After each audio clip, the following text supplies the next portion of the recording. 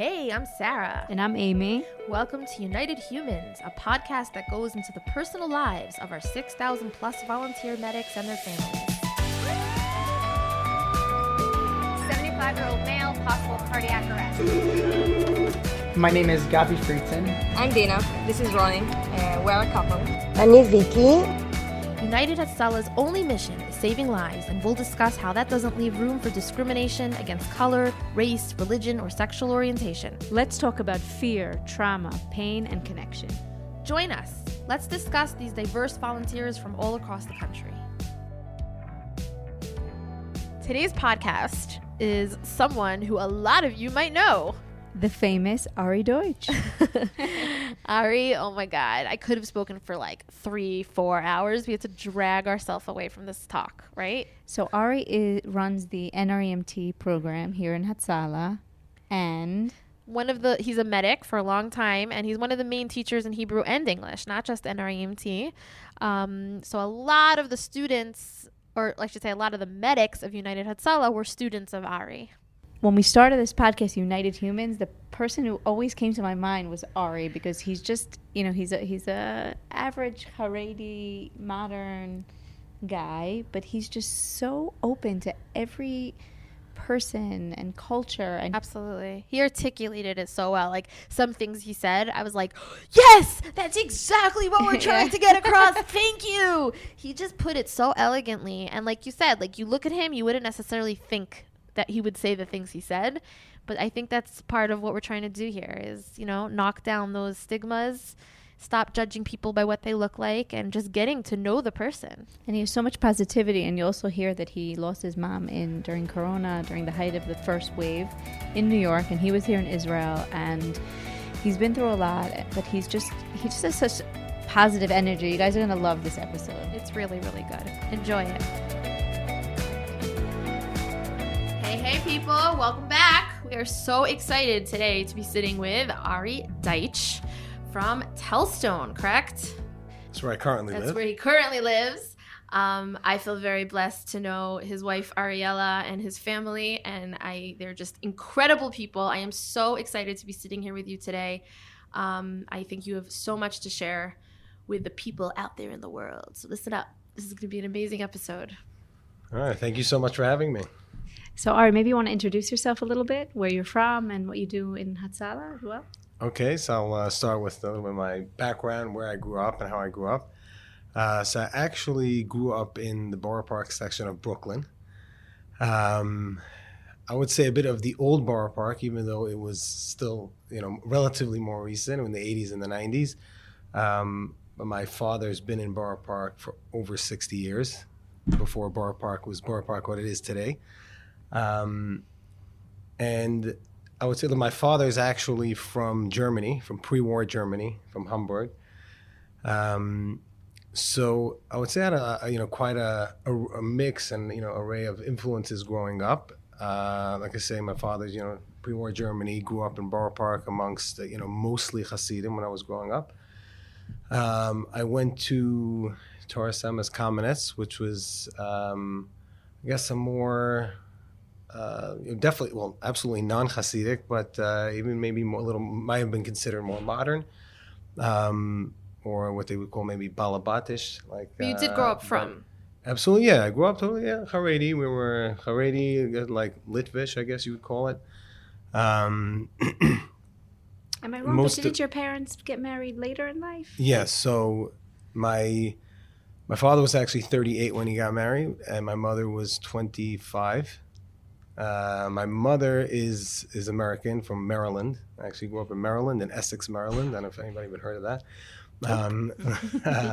She actually grew up, when she was growing up, grew up secular. Although her parents, when she was growing up, did have some affiliation with some Reform synagogue. And on her own, actually, at the age, like in her early 20s, she became religious. And at some point moved to New York, and my parents met in New York. Yeah, my mother was 25, my father was 38. And so I kind of grew up with, amongst Hasidim, although I was never in any Hasidic institutions. So for elementary school, I said like most of the kids were not from Borough Park. Most of the kids were actually from Flatbush. There were some, from Borough Park. And then for high school, I went to a place called Mikdash Melech, which is actually a Syrian high school. How did that work out with your light skin and blonde hair? So actually, interesting enough, the Syrians are very light skinned. Actually, I have a few friends. They're not as dark. they're quite light skinned, mostly darker hair, but you actually had some blonde and red haired Syrians even. So yes, I was there. I grew up amongst the Syrians for high school, so I had another perspective and an influence. And then after high school, I came to Israel. And I went to yeshiva in Shari Chesed, Midrash Shmuel. And of course, you had people from all over the world there, English speakers from all over the world. And then after being here for a few years, when I was 21, I got married to my wife, Ariella. Who's awesome. Yeah. And it wasn't just because my name is Ari and her name is Ariella that we got married, but... And she, interestingly enough, actually, her family made Aliyah when she was 9. And actually, her father is Yemenite.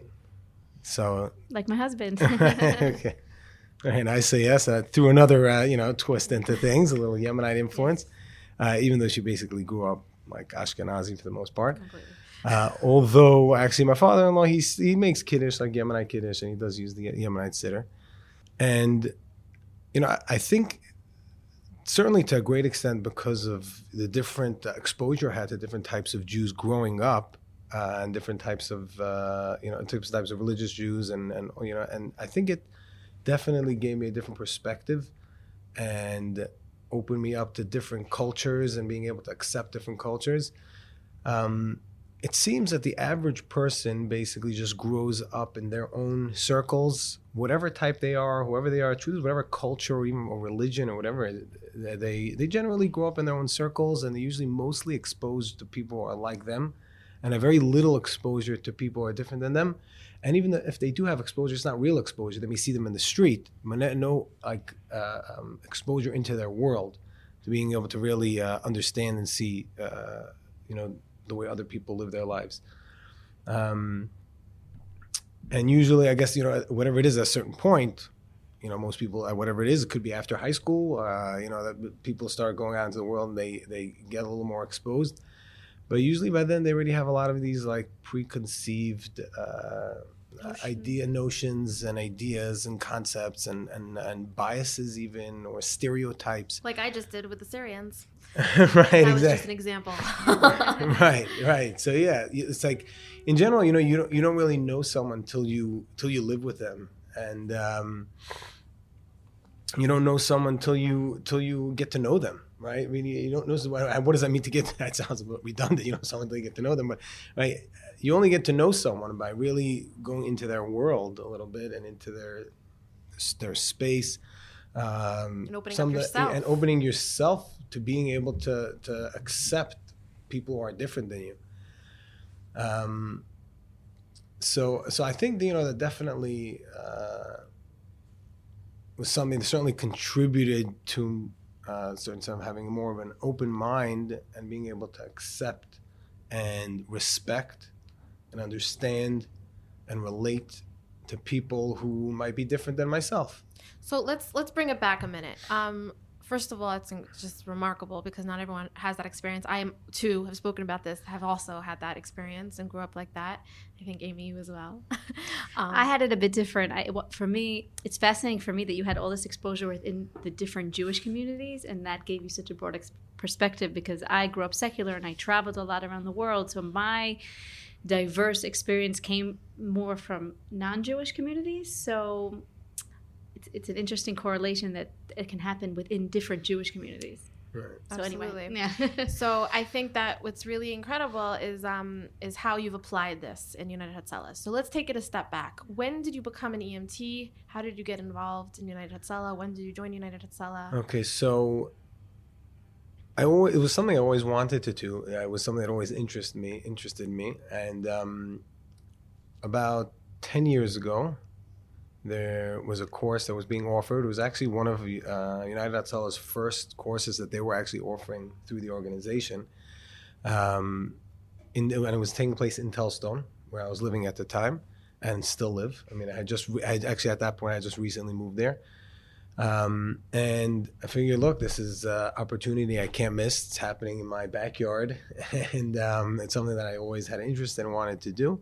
And I basically just, signed up and joined the course.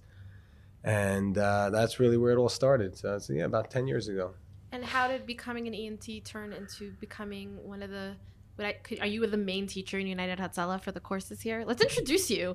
Ari Deitch, folks. He is the teacher for United Hatzalah classes and courses. Well, I would say more specifically for the English-speaking classes, the English language classes, the NREMT more specifically, but in general for the international training. Let's hear what exactly is NREMT. Okay, so actually I became an instructor about 5-6 years ago or so. Basically, Hatzalah actually at that point that was their first instructor's course that they had. So it's a different qualification. Yeah. So you had to have been an experienced EMT in the field for a number of years, and they basically wanted to expand their instructing department and training and everything. So they started with this instructor course. And so I joined it. I mean, I love teaching. I mean, I was always involved in teaching in some, shape or form. And so I joined the course, took the instructor training course, and became an instructor and started teaching. I mean, originally, mostly actually was in Hebrew, but I would say both, both in English and in Hebrew. And then about 4 years ago, Hatzalah started this NREMT program. Basically, the NREMT stands for National Registry of EMTs, which is an American organization. Basically, the way it worked in the United States was that every state had its own individual training and certification program. And it made things very complicated when you would move from state to state with your state certification. And the idea of the NREMT, National Registry of EMT, the idea was to create a certain standard that would be accepted in all states, that people could just take this one standard, and if you move from state to state, you wouldn't have this to go through all these complications of transferring your certification and so on and so forth. And United Hatzalah in Israel became a recognized training center for the NREMT. And we're able to train EMTs over here and give them the NREMT certification, which they can use, of course, in any state that the NREMT is recognized in. And what if they want to stay in Israel? So basically, the way we have the course format, we go through the NREMT curriculum, and at the end we have an additional segment, which in Hebrew we call it a hashlama, which is kind of like a bridge course with an additional several classes. And then the students have to take the Israeli practical and written exam, and upon passing that, they can become chovshim EMTs here in Israel as well, and which many of the students do. I mean, we all know that 27.3% of statistics are made up, but can you give me statistics about what percentage are going back to America and not joining United Hatzalah, and what percentage of your students are staying and joining United Hatzalah? Okay, that's a good question. I am not that great with statistics. But exactly right. What's your feeling? How many people stay? How many people? As go we back? know, there are lies. If I can say this, there are lies. There are damned lies, and there are statistics. Exactly. Look, the open courses that we have in Jerusalem, I would say probably definitely a higher percentage are going back to America, over 50%. I would say that it really varies from group to group. It could be that there's about maybe something around 30%, maybe 31.2%, who are living and stay in Israel and join United Hatzalah in Israel. When we have the more community courses, like community-based courses, like we had in Efrat and Modi'in and Beit Shemesh, so these are all people who are living here and just wanted all of them. Yeah, there was a way for them to take the course in English. Some of them wanted the American certification. Also, some of them go back for the summers. They're working camps or things like that, so they wanted the American certification as well. And but the vast majority of them, were joining Hatzalah over here. And what if their main language is English, and they take the course in English? How does that? How So- do they end up being medics in Hebrew? I mean, you need in Israel. That's an excellent question. First of all, most of them have Hebrew, have some basic communication in Hebrew. They're able to communicate in Hebrew. It's just that for the learning aspect is much more difficult for them to do in a foreign language The to medical them. terminology. Right, medical terminology, and just it's all their schooling was in English, so they think in English. Even if they're able to communicate in Hebrew, it's hard to learn in English. So even myself, I took the course in Hebrew, and it was very challenging for me when I initially took my course. In a way, I'm happy that I did, but sometimes I would look up things and to make sure I really understood it. I would Google it and check it up in English and read through it in English, make sure I really understood it, and then go see it in the Hebrew. So in order to be able to volunteer, they have to speak Hebrew and communicate in Hebrew. The Hashlama, that bridge course is, we bring in a lot more Hebrew there, and they have to take the Israeli, written and practical exam. And so, ultimately they have to communicate in Hebrew. And once they complete the course, they're not just, volunteers, responding on their own. They go through an observing period where they have to respond to calls with experienced EMTs and get used to the field and familiarize themselves with everything.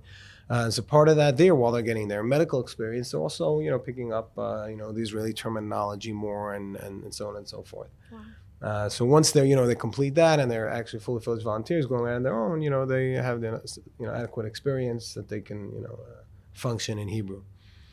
So I'd love to know how you approach teaching, because everyone that I know who has been through the course or is currently in the course only has amazing things to say about you. And they say that you're an amazing teacher. You make the information so interesting and fun and relatable, and they really connect with you. And there's a diverse population who is taking this course, even though it's in English. So I would love to know a bit about how you approach teaching. Okay, that's a great question. So first of all, I enjoy teaching. I do enjoy teaching, and I'm passionate about what I teach as well. I think it's something that's extremely important. I think it's crucial knowledge really for everyone to have. And the truth is, there are a lot of people who take the course who don't necessarily have any plan or specific interest in volunteering anywhere.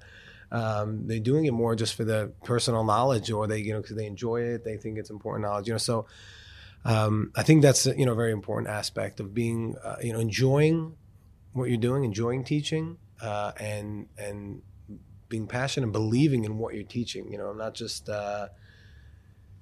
it's not just about teaching because I have to teach or I have nothing else to do. Economics or Teaching about just geometry, teaching and how to that's save just lives. right. It's and people could be passionate about anything. People could be passionate about mathematics or whatever it is, but I think that's something that is it's a very relatable, or it's something that is, I think, inherently passionate And meaningful. and meaningful. Yeah, very meaningful material. And first of all, I think that, like I say, I think that everybody should learn it. To first aid, at least, to some extent, whatever extent. Obviously, this is EMT course is much more extensive than basic first aid, but I think it's something that really everyone should learn to some extent. Now, in terms of teaching, first of all, I believe very much in having an understanding in what you're learning, and not just giving over facts. And I always say this to my students: I say, the more you understand, the less you have to memorize, and the less you understand, the more you have to memorize. That's why it's crucial to understand anatomy and physiology. In order to be able to understand all the different medical emergencies that come up, and to be able to understand and logically understand the symptoms, the signs and the symptoms of each thing.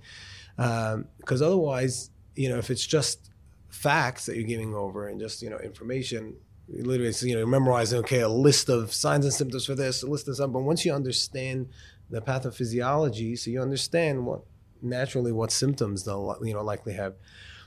So I think it's very important to make sure people have an understanding, and that's what I try to give over.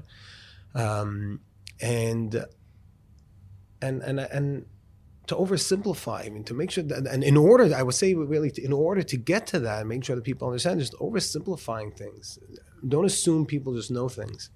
You know, that's sometimes the problem with like teachers. They think they know it. It's something that they're material they're familiar with, and so they may not articulate things, you know, as clearly to student. The assumption is the student doesn't know anything about it. Why should they? You know, some do have some background, some don't, and so sometimes things just have to be, you know, just clearly presented, oversimplified, and articulated in a way that just everybody can understand and relate to it. So in terms of the dynamic, I mean, in general, you know, we have, I mean, the classes I would say are very mixed or diverse in general.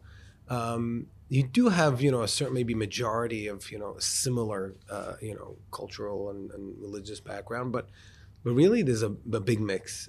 So I want to ask you about that specifically, because I think when you talk about English-speaking courses in Israel, most people's minds are going towards, sorry for saying this so bluntly, but like, I don't know, we're a Madashkol couple, or here for a few years, Arzei Bira, or seminary, you know, girls in a So bay. modern religious couples.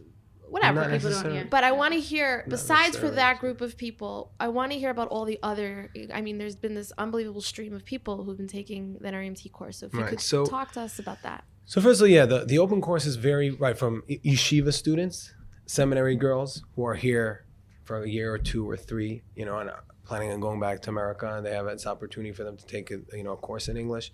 Young couples, right, as you mentioned, who are here for a couple of years, and then also people in their 30s, their 40s, their 50s, their 60s. In the summer, I just had a woman in her 70s, Wow. well into her 70s, who took the course. And also, you know, different types from secular to modern Orthodox to all different, you know, rays of, you know, religion, you know, different levels, I would say, whatever, you know, yeshivish, what you call Hasidish. We have this, you know, bunch of guys. Hasidish? We have Hasidish. Actually, this year's group is like several guys with long curly payas. There's actually, we had in the past a few women, Hasidish women, American Hasidish women. And we had, you know, we had a evangelical Christian who was a few years ago, who was working for the Jewish agency here, who took the course, and everyone got along. You know, everyone in the class. You know, you're asking about the dynamic or the. I never really noticed any tension. Certainly not any tension or any awkwardness or whatever it is. Most people just like, you know, pretty friendly and nice and get along, and you know, naturally, like always, you have some people, you know, who are more you know, sociable, some, you know, are friendly, and some who are more reserved, and that's just, you know, more personality, I think. I have a feeling you bring some kind of comfortable atmosphere to the class that helps that Right. happen and that facilitate. could be, yeah. I mean, that could be. I mean, I generally, yeah. I mean, I'm pretty easygoing, laid back. But I think, you know, we're asking this like, in the end of the day, I think it's just the underlying humanity and the human side that just, you know, you can connect to any human being, right? We're, in the end of the day, we're all human beings, right? And beneath it, or along with, you know, cultural differences, skin colors, religion, race, creed, gender. I mean, right, we're all human beings. And I think if we're able to, I think it's something every individual, every individual is able to, you know, take a step back and look beyond all the stereotypes and things that they may have grown up with or that they are used to from the world that they live in. Most people, I think human beings, could find things to relate to and could be very, you know, relatable and find, you know, common ground and certain commonality that, you know, all human beings have. And I mean, I think very much that, you know, the open-mindedness is being able to recognize that there are different types of people. There are other people different than myself. I'm different than others. And being able to respect and accept other people's differences and coexist. You know, sometimes, you know, the certain, you know, liberal outlook, which many times claims to be very open and accepting of everything and everyone, but sometimes I actually see that as more closed, because they're actually open to anything and everything unless you're different than them. You have to be, right? So, and sometimes they can actually be very, very closed in a certain sense. Absolutely. I could not agree with you more on that. And it's actually, it's quite interesting, because in the end of the day, people think that accepting others is really, they want everyone to be like them. Yeah. Right? And that's not respect. That's not, I want everybody to be like me, is basically I'm saying that, no, I'm the only existence, and I can only accept you into my world if you can be like me. Mutual respect and coexistence and whatever it is that people speak about, everyone in the whole world is speaking about peace and coexistence. It's being able to accept and respect people who are different than you, and understand that you're different than me, I'm different than you, and it's okay. Agree to disagree. You can agree to disagree. Right. Yeah, I mean, 100%. People it's not even, yeah. I thought you were saying you agreed to this. I'm like, what? No. I'm saying, right, people can. Amy agrees with you. Right. No, I think I'm kind of wondering what stereotypes then people might have of you, because I say I can be considered someone from the liberal outlook, potentially, and sometimes maybe we think that religious, sex, some specific are not open-minded, and maybe that's wrong. So let's paint the picture a little bit. So we're sitting with Ari, white and black kippah. Would you call yourself Haredi? Yeah, I'm definitely I live in a Haredi community. My kids go to Haredi schools. Okay, so on the outside, as I would approach you, as someone who, let's say, doesn't know anything about the different flavors and colors of the Jewish population, they walk in and they see this, Jewish Orthodox man standing in front of them. So where did are there barriers that need to be broken, or that just happens naturally? So, I mean, there definitely are barriers that need to be broken. And interestingly enough, even though you meant it, I've even gotten the reaction from Orthodox, yeshiva students who were like, "Oh, I wasn't expecting the teacher to look like this Haredi guy," Wow. And some were either very impressed by it or whatever it is. But again, I don't see it as necessarily as so significant. Maybe just because I look beyond those things. But there definitely are stereotypes. That's what I was speaking about earlier, is that people, and I think the stereotypes come from the fact that people just grow up in their own circles. Sure. And when they're growing up and in their developmental years, they don't have real exposure to people outside their community. I've spoken to a lot of modern Orthodox, teenagers. They don't even know what a Hasidic. They never had any direct encounter with any Hasidic person per se, or vice versa. A Hasidic kid growing up in Williamsburg or in Borough Park may have had almost no encounter with any other non-Hasidic kids, or any meaningful encounter. Sure, meaningful encounter. That's what you say. Yeah, meaningful.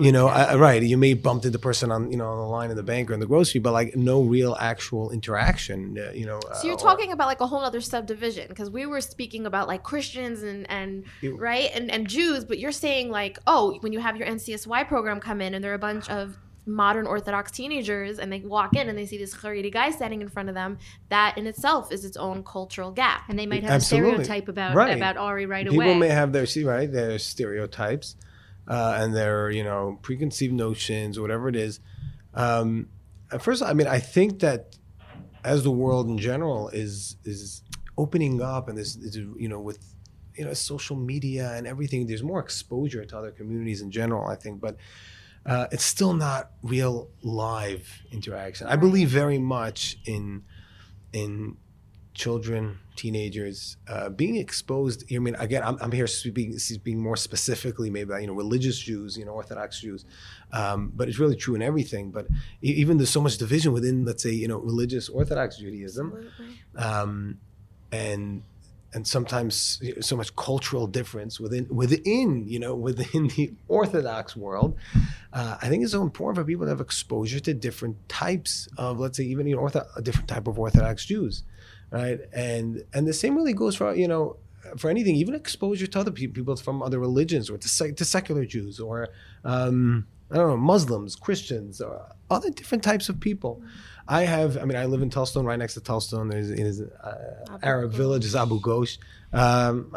We have A volunteers few years there as ago, well. we did this incredible movie of Lupi, Right. who went into Abu Ghosh and saved one of our medics, whose name is Ayman, from the Muslim community. Right, Ayman, yeah. And Lupi, this Haredi guy from Telstone, saved Ayman's father. Yeah, absolutely right. Yeah, I mean, I've been myself. I've been on many calls in Abu Ghosh, and I'm acquainted. Yeah, I know Ayman, of course, and many other Arabs in Abu Ghosh, and from other areas as well, from Jerusalem and whatever.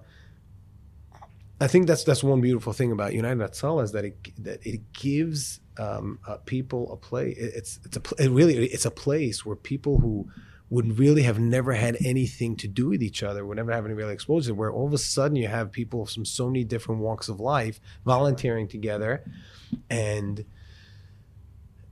being exposed to each other, interacting with each other.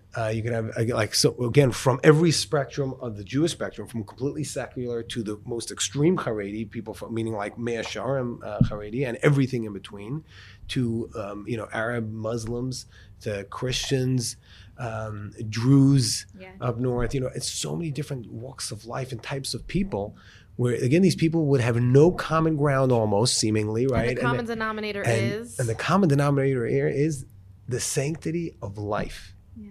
Meaning, and what is that? It's humanity. And that's what I was speaking for. In the end of the day, is that human side, that there's that one common ground that everyone has, and the realization at the end of the day of that sanctity of life, of humanity, and saving someone because they're a human, another human being. And as we know, every person is created in B'Tselem Elokim, in God's image, and that's the human being, right? Everyone has that godly seal on them, image, and I think that's something that's really exceptional, and especially in a country like Israel, where there's so much tension and division, and it's something that you really don't see very much, in general. And like I can say, responding, I could be, like I said, I can be responding to a call in Abu Ghosh, treating an Arab, and I'm coming, from Haredi Telstone, and there could be another volunteer from Har Adar, and another guy, a Hasidish guy, was coming, who happened to have been on the highway and came off, and another Arab volunteer, I'm treating an Arab, and once I look up, and there's like a guy with curly payas coming down over here, and a woman from Neve Ilan, who's a secular woman from Neve Ilan, and a secular guy from Har Adar, whatever it is, and we're all there together, treating a human being. I'm so happy you're saying that, because coming from the media department, a lot of times we have to stage pictures. And it's interesting because a lot of times we try to go and we pick this person and that kind of person to show the variety. And then people know it's not real because we're not allowed to take pictures of real calls, obviously, for confidential reasons. And it's like, well, obviously, it's so easy to call over a Muslim and call over a Haredi and call over a secular guy and say, guys, can you all crowd over and take a picture and smile so we can show the world that we're diverse? And it's like, no, we are just showing you what exists. We can't take the picture. But I'm so happy that you're saying that actually happens in the street every day. And I want to say something else, because you're talking like kind of, how do you say, top to bottom? I want to go from bottom to top, where you're talking about the medics being united and diverse and a unit and united. But also, one of the most profound things about United Hatzalah is, I think, as well, Ma'awiya Kaba, many years ago, I remember him saying, and I still remember what he said because I have chills. He's like, crack a body open, everything's the same. Wow. So same bone, same everything, right? Blood. We don't have different color blood. So when you approach a scene, that's also part of it. Can you talk to us, like, also because you're teaching anatomy, and is there that element in your teaching of like a person is a person? There's nothing, the outsides don't matter. Yeah, and look, there's very much an emphasis on that. In the end, that we treat every single person as a human being, and you don't even consider what race, religion, creed, cultural background, political affiliation, gender, the patient may be. Every single patient. Sexual orientation. Right, sexual orientation, whatever it is, every single human being should be treated as a human being. And like I said, we can disagree with other people. It's no problem disagreeing. You just need to know how to You need to know how to communicate and talk about what you disagree about. Right. In a right and, way. and at a moment of emergency, all of that is really irrelevant, right? Yeah, It's yeah, completely sure. irrelevant. And, so, I mean, again, I don't really think it should be something that's so, that's unique or surprising that it should be that way. I think that's just naturally that's the way it should be. Unfortunately, it isn't always that way. And I mean, going back to, being able to relate to different people, I think at the end of the day, why people relate to me so easily, all different types of people relate to me so easily, is because I relate to them. Yeah. And, and I think people just, reflect back the way you are with them. If people feel like you see them as like some alien, right? So they're going to respond similarly. But if people feel comfortable, so they can open up and I think really in the end of the, anyone could, we have to just remove stereotypes. It's important. I know it's very difficult. We all make, judgments and generalizations and assumptions about people the second we see them. But you don't really know someone until you actually are exposed to them and get to know them in a way that's a meaningful way, having some communication, a conversation. How can we make any assumptions about anyone? I think if we cracked into the average person, we would be surprised, right? And and really, that's what I'm saying. I don't know if it's so much changing an inherent reality; it's more changing a stereotype. Because I think at the end of the day that most human beings really, if you take off that veneer or whatever it is, can really find things, relate and be open to conversation and communication with each other. I mean, I support everyone on Facebook, but I don't know if I invite everyone into my living room. That's Okay, a that's joke. right. No, but I think That was a like bad joke. No, but I think in Hatzalah, what you're saying is that in Hatzalah, because we have every spectrum and every different kind of person, we give the ability for our medics and for the employees to work here. Saying for myself, I've had so many meaningful encounters with different kinds of people that I never ever would have had. Me as well. I think anybody who works here and any medic can say that. So I really like how you brought that up, because you're saying I can pass someone on the street, I can see them, I can even see them in the hallway here. But until I have that meaningful encounter, which happens throughout the day or throughout the years of volunteering or service or working here, that's what really makes a difference. When I'm texting back and forth with Rania, who is our Muslim English speaker at the moment, woman, incredible person, we always end our conversations with "love you." I don't even know how that started, but it's so beautiful. Like, wow. I've gotten to know her on such a deep level. I want to ask you specifically, if I may, about one specific course you did that I don't know if it was the most meaningful course, you could tell me or not, but about the course you did in Efrat, the Zecher Nishmat Ari Fold, after he was killed in Rami Levi at Tzomek Gush Etzion. And his friends and family put together an NREMT course in Efrat. Could you tell us a little bit about that course? Was that the most meaningful course you've given so far? Okay, so first, yeah, I mean, definitely is a very meaningful course. I mean, that was such a terrible and unfortunate occurrence that happened there. I mean, he was, people who knew him, obviously, anybody who heard of him and knew of him knew what an unbelievable person he was. And I think the momentum or that impetus that people took the opportunity to do something meaningful in his memory and something like that, I think was something very special. His wife actually joined the course in the beginning. She was there for a couple of the first classes, and it was mostly people from Efrat, but also from the surrounding settlements. Who joined the course, and very special people, great people. Really, I really enjoyed the course there, and really just great people. Good people who really wanted to just do good and help others, and definitely added an additional dimension in that it was in memory of Ari Fold, and. the vast majority of the course there completed and, passed everything and joined and are saving lives today. And all is, and really everything that happens. I mean, it's unbelievable. Some of you don't even realize, you give a course and you forget about it, move on, next course, next thing, this and that.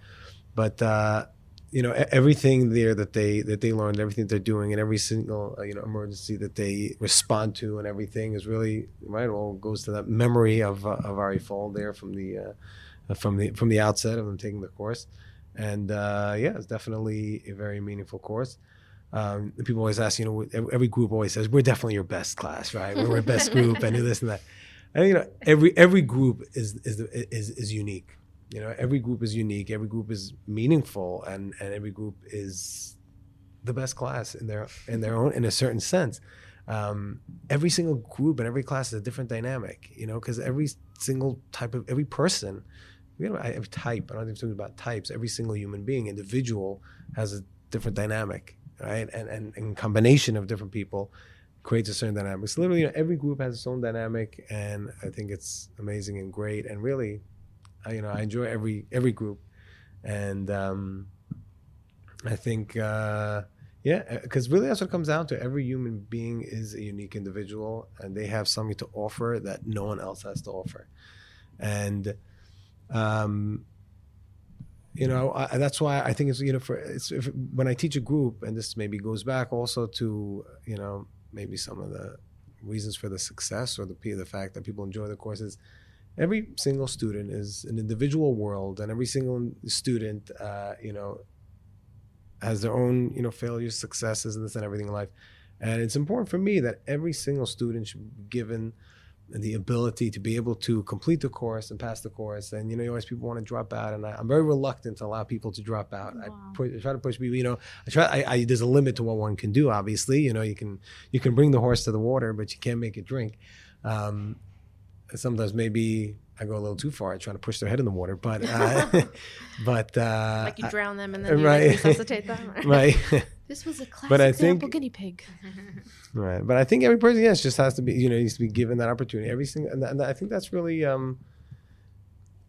really everything just comes full circle. Really, in the end of the day, every single person is a unique individual who has something to give to the world that no one else does. And if we see humanity that way, so then we're able to overlook all stereotypes, all setbacks and everything, challenges and everything else. And each individual should be able to be given, the opportunity to be able to flourish and succeed as an individual. So Ari, you have so much energy and positive outlook, and I'm always so impressed by that, because I know that you had a difficult year or two, especially during the beginning, the first wave of Corona. I know that you lost your mom in that time, and she was in the U.S. and you were here. And do you want to talk us a little bit about that period where I don't know if you had a course at that time or what was going on in Hatzalah at that time. We were actually, and this was in the beginning, the first wave, definitely a very challenging period. We actually had just finished. When that first wave started, I think we were just finishing one of the courses then.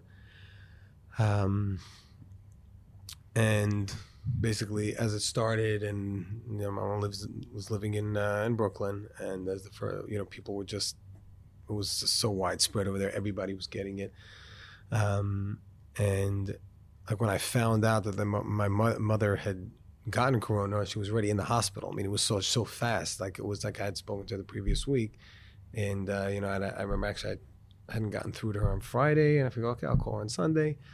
And when I called on Sunday, she was taken to the hospital. And once she was in the hospital, there was basically no direct communication whatsoever. My brother, who lives in Borough Park, right near my mother, wasn't able to go into the hospital or communicate with her. She had gone, when she had went, my brother had sent her the cell phone with her, but nobody was there to charge it or give it to her or anything. How many siblings do you have? We're 4 altogether. I have 2 brothers and a sister. And so there was then it was just like a rapid deterioration. Literally a few days later, they put her on a ventilator, and like a day or two after that, she passed away. It was like almost like a 6 day from when she went to the hospital till she passed away. It was like about 6 days. And this was at the height of Corona. Obviously, I was here in Israel, and there was basically no traveling, no way of real traveling then.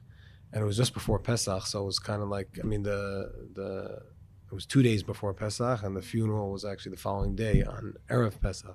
In Israel or in New York? It was in New York. And the funeral was, I mean, at home, and then, I mean, in New Jersey. I mean, they didn't even have the funeral at a funeral home. And it was, at the time, what they were doing is basically they would just come up to the house. A group of neighbors came out. My brother said Kaddish and went directly to she was buried in New Jersey. Yeah, it was definitely a very challenging period. The whole way it happened, the lack of closure. Basically, I hadn't even spoken to her from when she got it. You know, it was like last I'd spoken to her. You know, Life was normal. and I was normal, yeah, pretty much. You know, I mean, and it was just like, yeah, that lack of closure, that was definitely very challenging. And then also, basically, it was also like there was no shiva pretty much, because it was Erev Pesach, so it was just like half a day of shiva. So there wasn't even that aspect of mourning and closure. But I guess, you know, that was, I would say, probably something actually typical of my mother, who kind of like would go in that way and want everybody to just move on. Obviously, you know, she's always in my thoughts, and she's always, and I'll never forget her. Obviously, I didn't mean it that way that she would want anyone to forget her, but like kind of like just like, okay, don't get stuck in it, just like, you know, move on. So I mean, yeah, I mean, and there were courses that I started, asking about what I was teaching at that time. I mean, there were courses that started after that while I was still in the year of Shiva. I mean, that was just a very challenging period in general with like, I mean, there were no minyanim and stuff like, but we actually had everything was in lockdown. I mean, fortunately, actually, we had an outdoor minyan, like a porch minyan going on, so I was able to say Kaddish from the beginning, actually. Wow. It was actually something that I started with my neighbors. It was like, there'd been a week where there was like nothing, and then I actually started this porch minyan with all my neighbors like a week before that. About a week before my mother passed away. So when she passed away, like we had the minyan going there, and I was That wasn't an obvious. So Wow. so I was able to say Kaddish. I didn't miss anything actually. I was able from the beginning. Have you been back to Brooklyn since? And actually, the first time that I was back was for the yard site. I was not back at all the entire year. And then we went just for last Pesach. I went with the family. It was the first time that I was there by a grave. On the yard site, the anniversary of the day she passed away a year later. Yeah, it's definitely very challenging, and it's, you know, especially when it comes in that way. I mean, you know, but you know, she was definitely, you know, a person who always, you know, just would want her children. Everything was like for her children. She was very much very just dedicated, and very much everything, and, you know, worried for us and for the grandchildren, everything. A lot of things like I wouldn't even share with her some certain things that like I thought she just like, you know, worry about it or something, whatever it is. Just tried to share the, you know, the things that would just give her, you know, nachas. Sure, she knew what you were doing in United Hatzalah. Yeah, she was actually, and she was very, very proud of it and very happy about it, and yeah, definitely it was something very meaningful to her. She was also someone who always volunteered. She always she always wanted to make people happy. She used to volunteer in all these different like old age programs and things, and you know, weddings. And like when we were kids, you know, it was more like maybe an embarrassment for us, but at least more for my sister. I was on the other side of that. So, you know, like, you know, like at weddings, you know, so like, you know, she was always going like, go with her, I don't know, random things like to be, you know, to bring joy and happiness to the bride. Wow. And it was like, she always like, you know, would want to just bring a smile. She always had something humorous to say. She always find the humor in things also, like very little much dwell on like, even like negative things, or I would say like sad things. Somehow even within that, somehow find something humorous. Like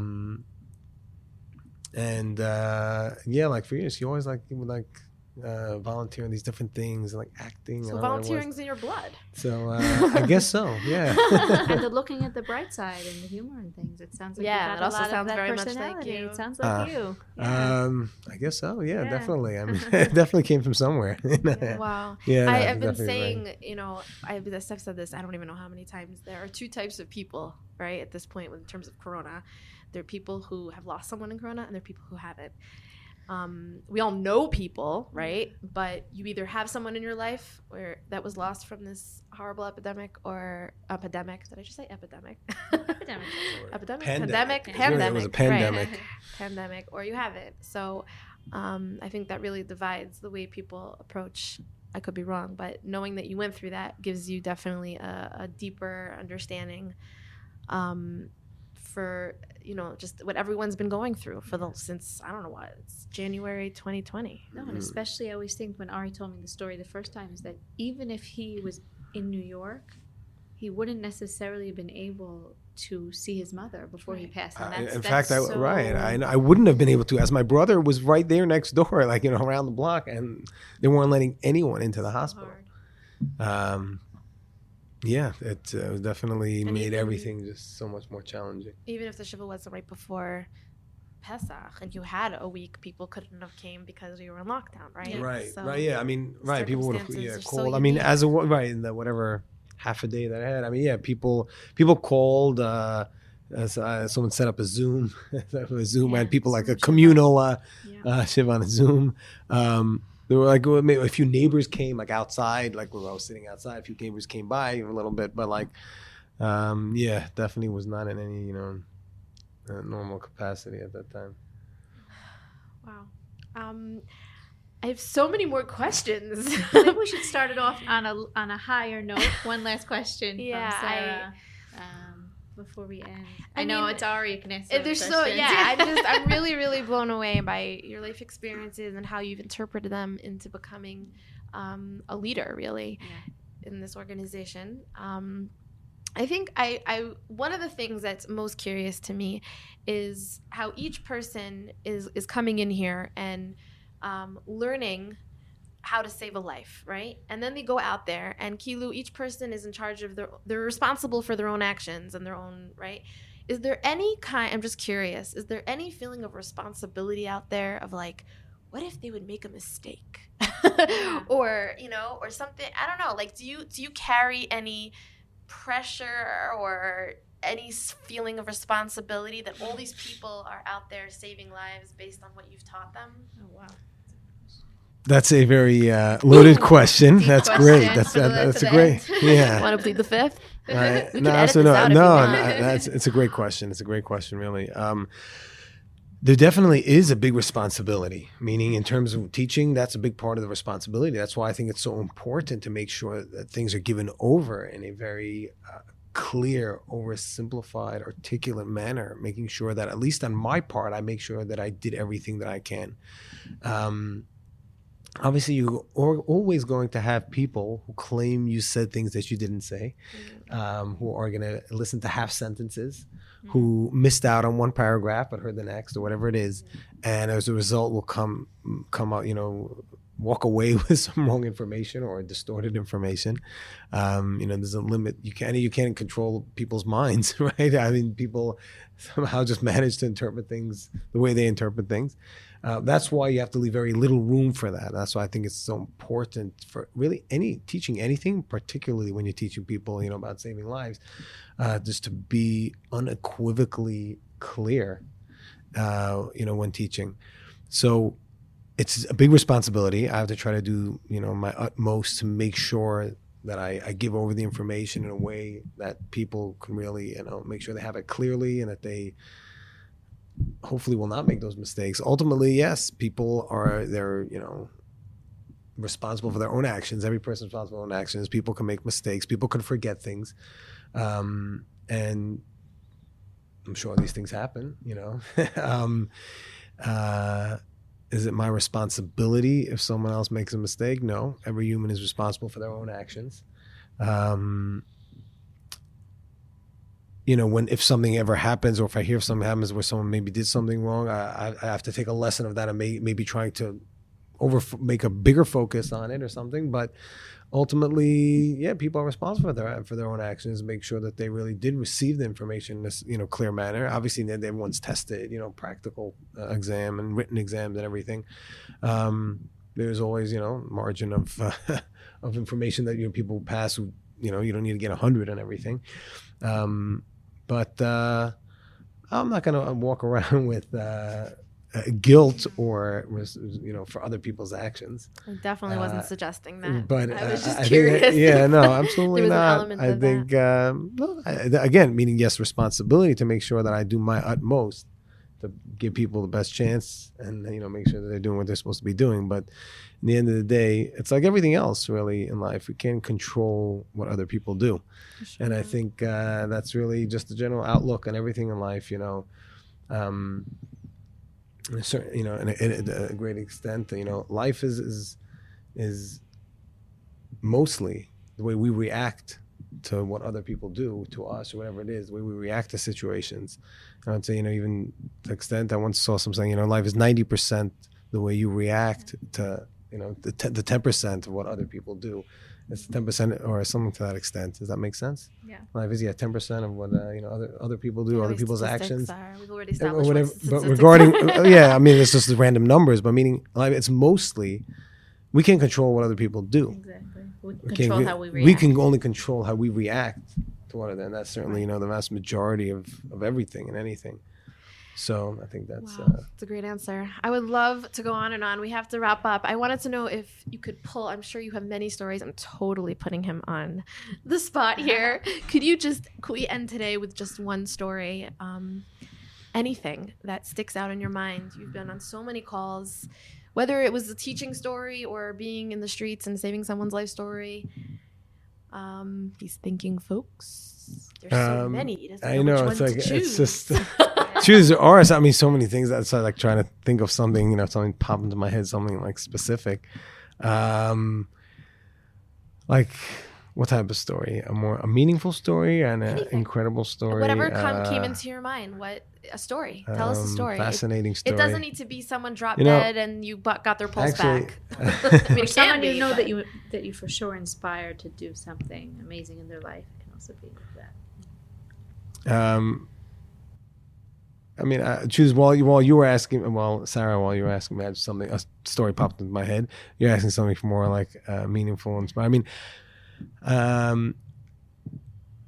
Actually, before I give the story, I was going to say something that, and this is something I teach my students all the time, that in the end of the day, as being a responder, a medic, 80% of what you're going to do at 80% of the calls. Here we go with percentages again.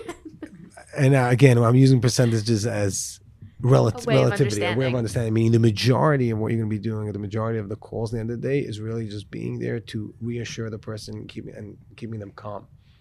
And most calls are not cardiac arrest, and people having a heart attack, right? There's definitely a large percentage of those, but that's something that you can actually give more specific percentages to, because we can go through the exact number of calls. But I'm saying, but in general, yeah, like I really, people are calling for an ambulance. For them, this could be like how many times in a person's life they call for an ambulance. For them, it's almost like the worst day in their life, or it's it's very overwhelming. It's they're maybe anxious and unsettled and scared and everything. And the most important thing is for you to be there and exhibit calm, reassurance, just that they feel that they're being taken care of, they're being assessed, they're being treated. And as sometimes I think that's actually the biggest thing that we can do in general. Obviously, there's so much more to it than that, and there's so much real life saving when we're actually treating, when we're doing things. But I think that it's really a very important major aspect. Truth is, many times, like you don't even know the impact of what or the feeling that you give people. Sometimes I get like feedback through my wife, even or whatever. She may not even have known because obviously, we keep everything is confidential, so I won't share information.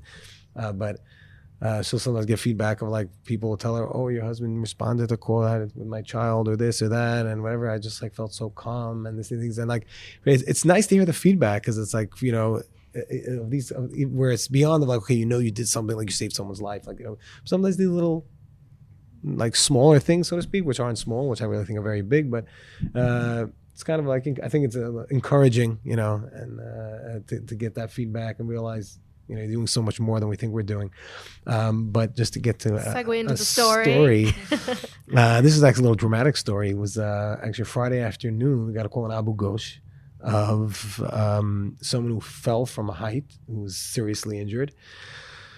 And we arrived. It was a man in his 50s, 60s, who was inspecting some building that was taking place on his property. They were making an additional house or something there. And it was in the middle of the process of building there, and there was no railing. There was an exterior staircase, and he basically fell off the edge of like a flight, two stories up or something like that, or a story and a half up. And and below that they were pouring cement, and so they had rebars, sticking out of the cement. Basically, he fell onto that, and a rebar pierced his head. Okay.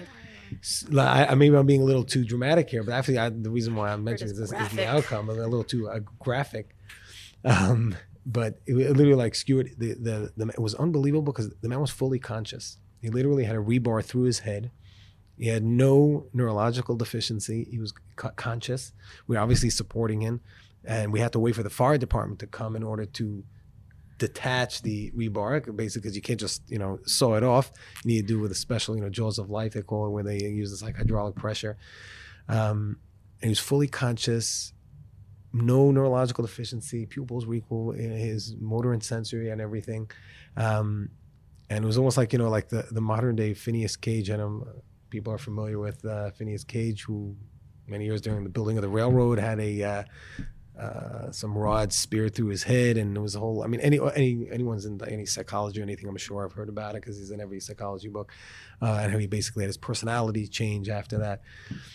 He survived and had his personality changed. Anyway, back to this individual here in Abu Ghosh, and again, like I say, also this brings in also like the diversity, the type of people. There was an Arab guy from Abu Ghosh, and you had every single type of person treating him, and every single type of Jew, Arabs, Hasidim, everything. And he was ultimately transported to the hospital, and unbelievable, they performed surgery to remove the rod from his head, and he not only survived, but without any neurological damage. He was released from the hospital without any neurological damage. Literally, it went from behind his ear, came out in front of my. I was like, I couldn't believe it. I'm like looking at the person talking to him with a rod through his head that I must have missed his like optic nerve by millimeters. I don't know, somehow missed everything. It literally went through his brain. And it was just, I was like incredible. And you were able to keep him calm through that? I mean, he probably thought he was dying. I know, and he was actually, he started getting a little anxious at some point. Obviously, our goal was to try to keep him as calm as possible so he wouldn't move. He was relatively calm. Like, he did start getting a little anxious. I mean, we're taking his vitals. We started an IV on him and everything. But like, yeah, it was just... it was actually quite a little bit of, I jumped into quite an intense graphic story. And dramatic. But reason why it had a good ending. So, Sure, it's a beautiful ending. So it was like, It's a miracle. And really a miracle. It was just like, and apparently no personality change either. He was, he was apparently like, I had a picture of him afterward. I mean, it's really incredible. Wow. So yeah, it's like things like this, or, I mean, obviously some of when you see the outcomes, usually we don't necessarily see the outcome. And, but or I never necessarily know what happens after I left the house. But when whenever you get feedback, it's always nice to know. It's reassuring. All right, we can't thank you enough. This was incredibly meaningful. Very meaningful. Really, just drives home the mission of what this podcast is about. You really just spoke so beautifully about humanity and what United Itzah's deeper meaning is behind the word united. So thank you so much for taking the time to sit here with us today. Thank you so much. Absolutely, my pleasure, and I'm glad you're doing this. Great job to you guys for doing this and encouraging some. This. It's just an important thing, really, of uniting people, right? Uniting humanity and bringing different walks of life together, exposing people to different types of people, and I think that's really what makes a difference in this world. And I think that's what really brings people together and allows people to be able to respect. Again, it's not about people necessarily having to become like others. It's being able to say, yes, I acknowledge that I'm different than you, you're different than me, but I can respect it and we can coexist and find ways to coexist and live together and respect our differences. Meaningful encounters. Yeah, and Looking forward having to some meaningful more. encounters, yeah, and accept it's okay that we're different. There's really nothing wrong with that. That's really fine. Love it. Amen. Amen. Amen. Thank you so Thank much. you so much. Alrighty, absolutely, my pleasure. It's been a pleasure.